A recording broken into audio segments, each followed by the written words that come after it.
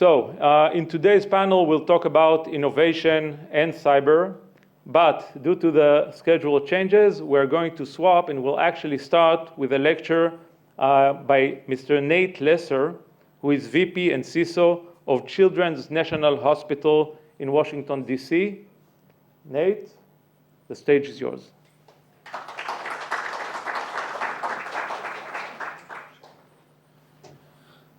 All right.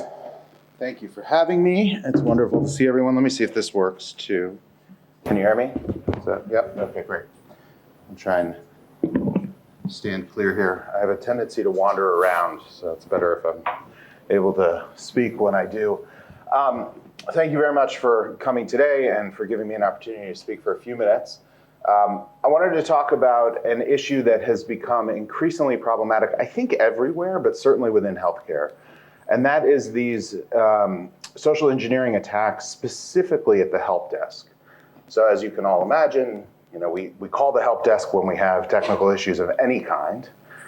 And it's unfortunately a lot easier than we would think to convince the help desk staff, who have frequently privileged access, relatively deep access into our environment, to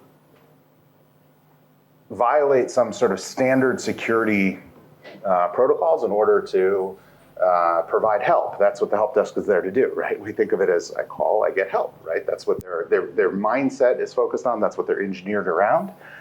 And yet, the help that they provide can create real concerns for us in our environment. And it's actually a lot harder than we would think to engineer around. So let me see if this works. I should be able to.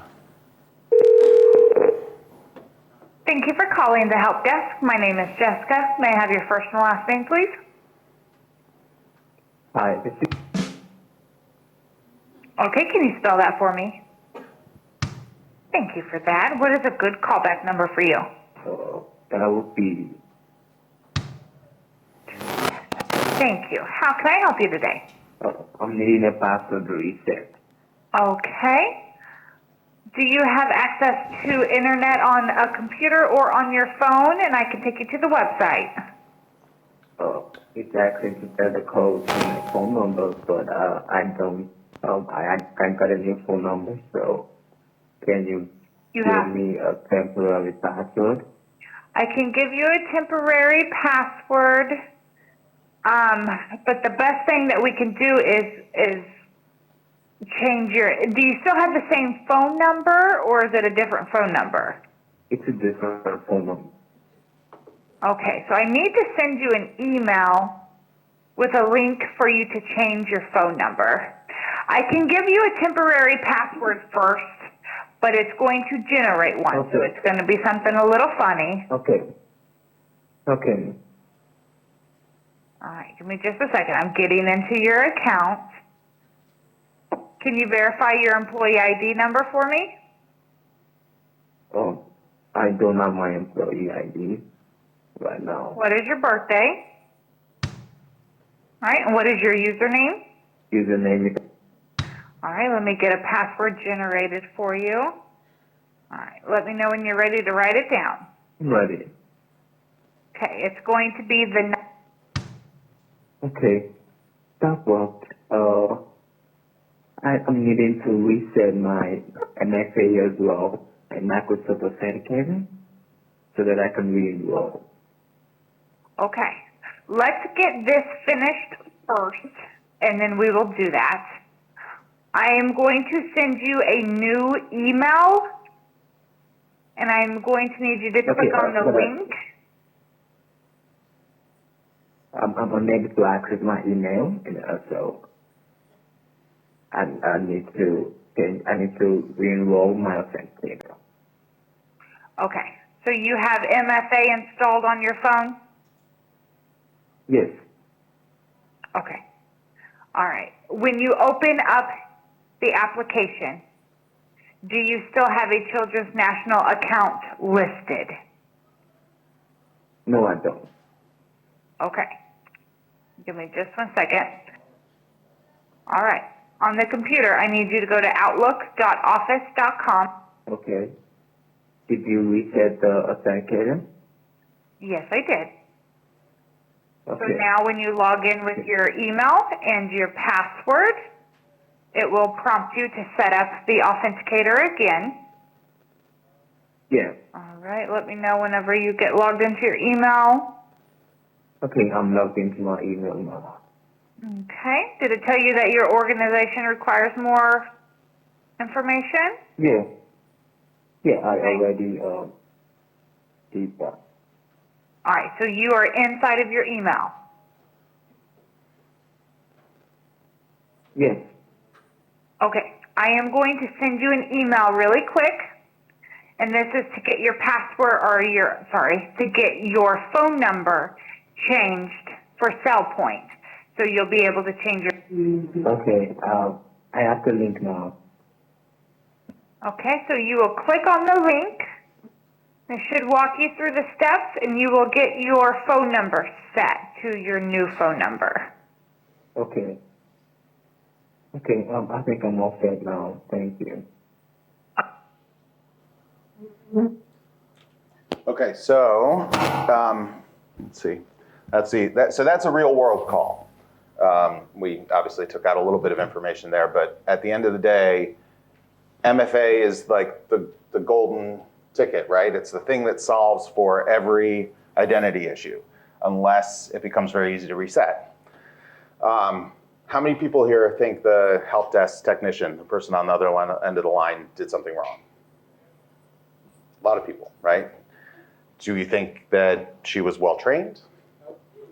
Probably not, right? There's a lot of work to be done there. There's no question, right?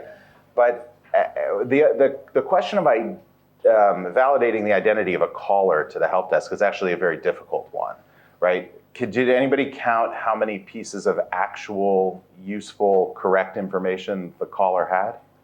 2. I got 2. Someone said 2. It looks like 2 is sort of the answer. Well, for starters, the caller had the phone number for the help desk, right? So that's one useful piece of information. Had name, user account, and date of birth, right? So at least 3 or 4 probably, but didn't have employee ID number, which is interesting. Although managed to get the very helpful help desk person to skip over that. Or phone number, right? So there's biographic information that we can use. So one of the things we want to talk about, so this was an actual real world attack. The attacker playbook in this case used this to reset password and MFA. Now, as you can imagine, this was for, this happened to us back in the fall at Children's National. And when we were subject to this attack, we started getting reports from doctors who couldn't get into their systems. The good news is that this is a very short window of time attack, and we were lucky enough that there were a couple of indicators that between a very astute person on my team and the person who oversees the faculty in our medical school, they figured out that there was something fishy going on here. And in particular, the person on my team who picked up on this from an operational perspective noticed this thing that I put in bold here at the bottom. But the attacker managed to log into our systems, change, in this case, because they were financially motivated, log into our ERP, our employee relations portal, and change the payroll information so that direct deposits would go to a fraudulent account that they had set up rather than paying the doctors. They had done a lot of reconnaissance. They attacked a very limited number of accounts of highly paid individuals within our organization. They knew who gets paid well inside of a hospital. And in talking with the FBI, it turns out that this was an organization that was launching a rash of attacks. They were working on hospitals, moving on to other organizations after this. They had done some reconnaissance. This was not the first of these calls. We have recordings of about 10 or 15 calls, and what I played for you here was 2.5 minutes it was actually like a 30-minute call. We took out a lot of the dead space in between. But ultimately, they knew, in addition to the information that we talked about before, they also knew when payroll was going to be run. So they launched the actual attack 2 days before we were going to run payroll, giving us a very, very short window of time to respond. They used our remote virtual desktop, which everybody thinks of as like the primary really secure way to get into an environment. Oh, you have VDI, that's fantastic. You're not actually worrying as much about security of the endpoint or as much about security of applications because you're going through a centralized virtual desktop. It's also if you have both the password and multi-factor credentials, it's a really good way to get into somebody's environment. Through that, they pivoted and were able to change payroll information. We caught it and really knew that it was a legitimate attack because of this last line here, what we call the double delete. So they not only went and changed payroll information, but the payroll system sends a confirmation email to the user, hey, you've changed the account to which I'm depositing your paycheck. The attacker deleted that email from the inbox. So they had access to the email system, they deleted that email. But then they went and deleted the email from the deleted folder. This is behavior that is not all that common, right? We think of, okay, people delete emails all day long from their inbox. And maybe the very fastidious of those users out there empty their deleted folder periodically. It's very rare to go and individually delete a specific email from your deleted folder. So that's now a trigger in our environment to ensure that we go investigate a little bit anytime we see that in our logs. But it was only because of somebody paying very close attention that we caught it. And that's how we knew to focus on payroll as the area of concern here. And then we were able to reverse engineer the attack, identify a number of accounts that were fraudulent accounts where payroll information had been changed in the last day.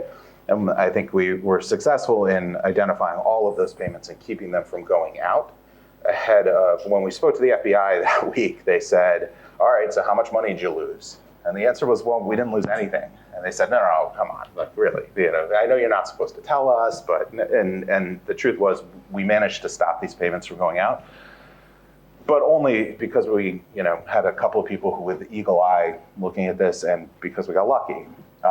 So not a particularly highly sophisticated technical attack. The thing that gives me pause, and as you heard from Tamir, there's the rash of attacks on hospitals inside the United States in particular, although Israel has had this similar experience, but ransomware attacks are top of mind for any CISO in healthcare today, and hospitals go down, and we go down for often 6 weeks or more. So you're seeing loss of access to electronic medical records, loss of access to other IT components. Often the network is down for an extended period of time. Recovering from that type of attack is very challenging, knowing that your infrastructure is clean and you can bring it back up. And so one of the things that I've worried about quite a bit is how do we harden ourselves against this type of attack? We got lucky that all they were interested in was a couple of sizable paychecks from a handful of doctors. What if they had been much more interested in launching a sophisticated ransomware attack? Well, we always talk about initial entry points, and then there's even like initial access brokers, right? People who will sell access into an environment. This would be a really easy way to bypass our identity, authentication, and validation controls. So how do we do it better? Whoops.